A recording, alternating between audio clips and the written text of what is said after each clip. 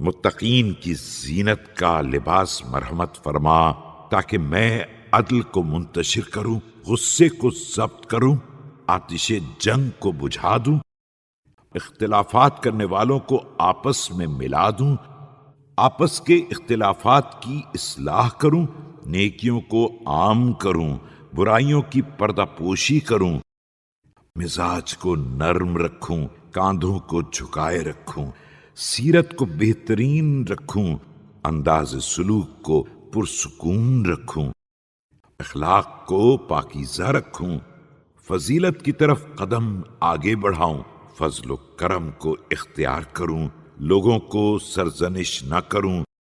غیر مستحق پر بھی احسان کروں،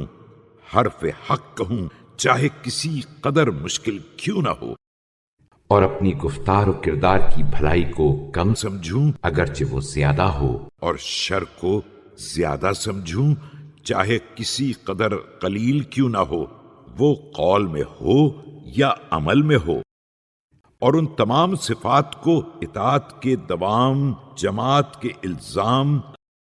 اہل بدعت کے ترک تعلقات اور انوکھی آراء کے اختیار کرنے والوں سے کنارہ کشی کے ذریعے مکمل بنا دے۔ خدایا محمد و آل محمد پر رحمت نازل فرما اور میرے وسیع ترین رزق کو میرے بڑھاپے میں عطا فرما، اور قوی ترین قوت کو عاجزی کے دور میں مرحمت فرما، مجھے عبادت کی کسل مندی میں مبتلا نہ کرنا، اور اپنے راہ حق سے اندھا نہ بننے دینا، اور اپنی محبت کے خلاف کوئی اقدام نہ کرنے دینا۔ جو تیرے ساتھ رہیں ان سے الگ نہ ہونے پاؤں، اور جو تجھ سے الگ ہو جائیں ان کے ساتھ نہ رہنے پاؤں۔